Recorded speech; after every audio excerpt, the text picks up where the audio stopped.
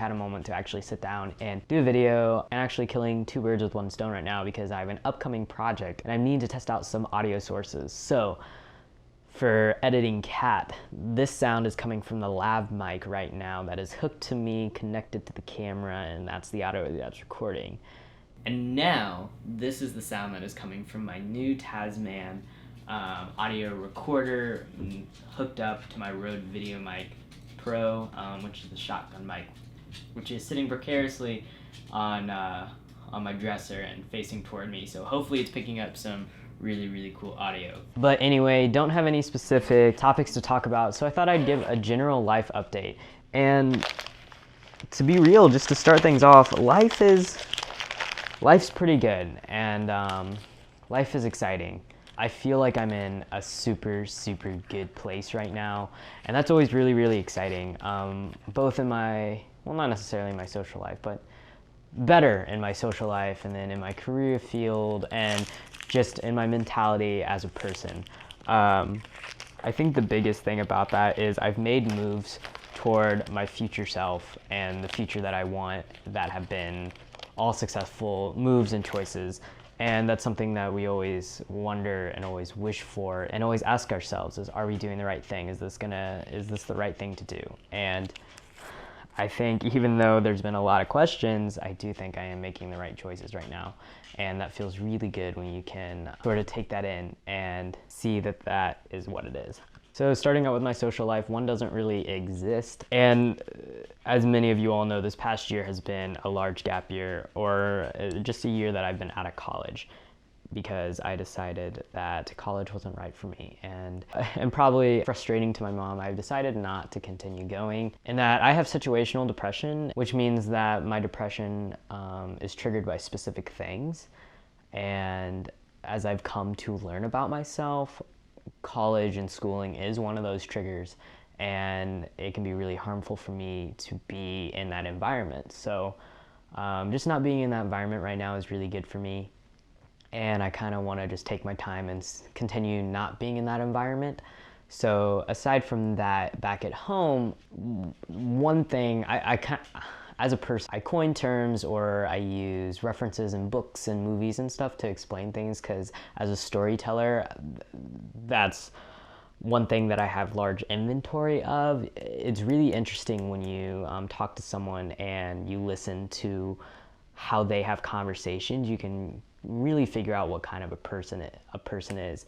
If they're super anecdotal, they're probably really honed in with stories and listening to other people and just memorable moments. Whereas if they're very knowledgeable and are always saying facts, whether it's random or not and everything, they're probably more, I think that's left-brained. Completely, I don't know. That's kind of stuff that I've just realized about myself. But anyway, I as I've talked before, friendships is something that I've always had a lot of difficulty with. I've realized now, and it's sort of helping me put ease about some of the friendships that I have now, is that my entire life growing up, all the best friends that I've had, except for my current best friend, and which is why I think our relationship will last longer than anything and be stronger than anything, have been relationships of convenience, which means, one, we're either going to school together, or growing up our parents are friends, so we're always around each other, or we're neighbors, or we work in the same places. And the reason why we're friends and we interact is just because we're conveniently at the same places at the same time, and a relationship has formed.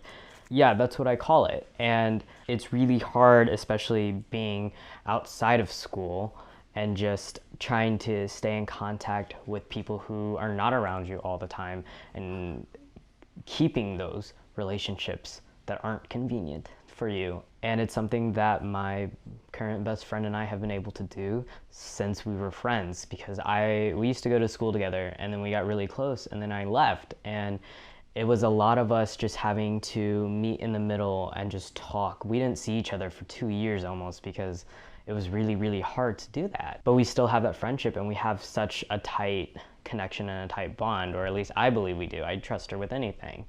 Not being in school, you have to navigate these relationships that aren't convenient and figure out which ones are worth pursuing. And that's something that's been really, really interesting to experience.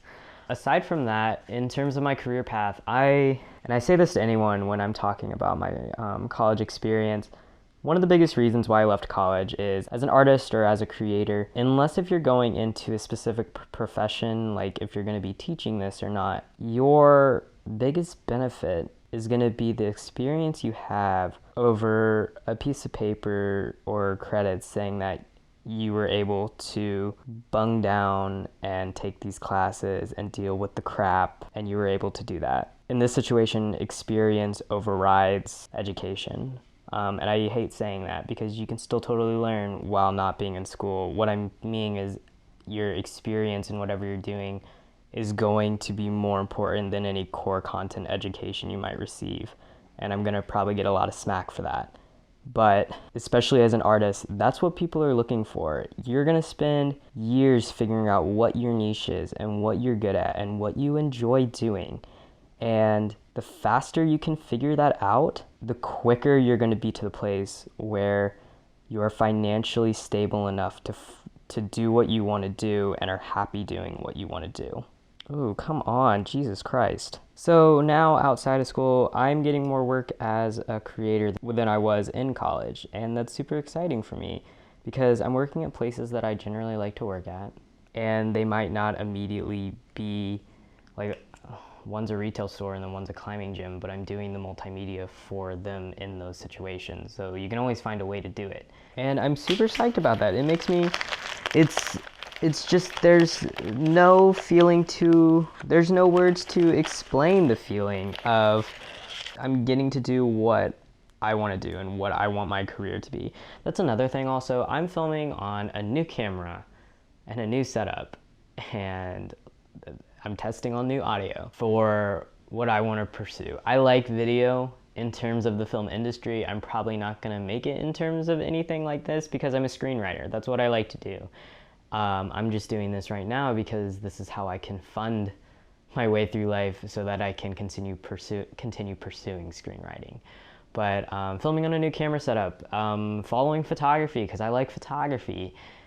And that's the biggest thing you all don't realize. And this stuff costed an arm and a leg. Like, I'm gonna be living in a hole for the next 6 months. You're on a $3,000 camera setup right now. This is like, that's what's happening. And I cannot emphasize the fact that if you're not willing to invest in yourself, no one else is going to be willing to invest in you.